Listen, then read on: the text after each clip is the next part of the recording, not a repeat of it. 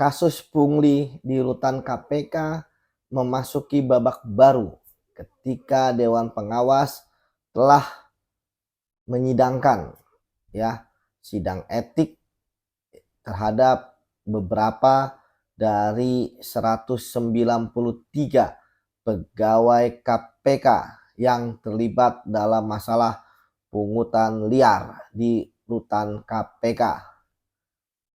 Tentu ini merupakan kabar baik bahwa kasus ini disidangkan dan kita berharap kasus ini tuntas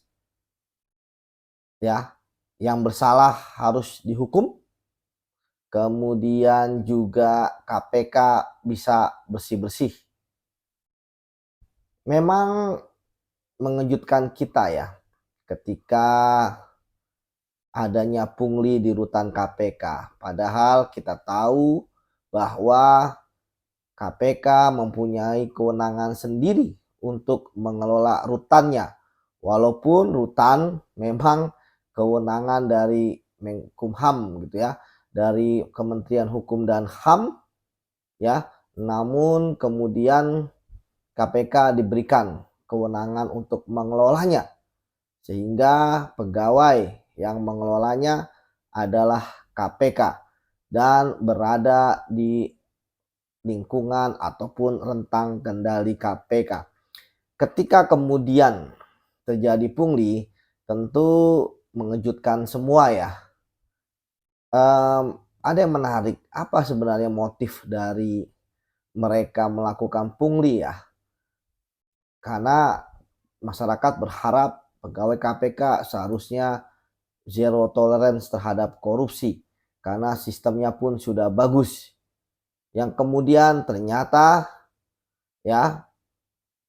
jikapun ada itu hanya 1 atau 2 orang, dan itu pun mereka bermain sendiri-sendiri. Namun pada kenyataannya sampai 93 orang yang terlibat.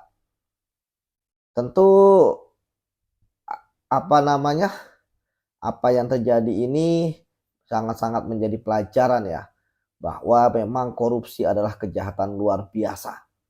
Bukan hanya pejabat-pejabat tinggi, bukan hanya mereka yang punya kewenangan besar, kewenangan luas untuk korup, bahkan di rutan yang dikelola oleh KPK juga bisa terjadi pungli. Yang kita tahu pungli merupakan bagian dari korupsi. Entah itu nanti faktanya adalah gratifikasi, penyuapan, ataupun pemerasan.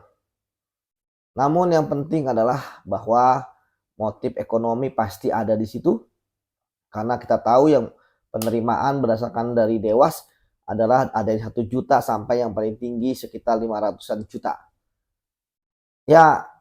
Akhirnya kita kembali kepada filosofis, sapu kotor tidak mungkin menyapu lantai yang kotor. Oleh karena itu, maka supaya tidak membesar supaya tidak kemana-mana, lebih baik mereka yang terlibat menjadi otak, turut serta, menerima dengan sadar, sukarela, menikmati hasilnya, itu diproses saja di pemberhentian dengan tidak hormat alias dipecat, karena jangan sampai nanti menular kepada yang lain ataupun tidak menjadi efek jerah.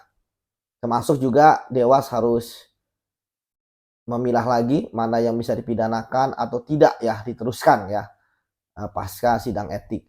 Kemudian juga masalah pengembalian uang yang telah mereka terima itu penting supaya uangnya bisa dirampas dan diserahkan kepada negara ketika nanti di persidangan. Intinya kita berharap KPK yang bersih, KPK yang anti korupsi, KPK yang punya standar etik tinggi itu yang dipercaya oleh masyarakat untuk memberantas korupsi. Salam anti korupsi.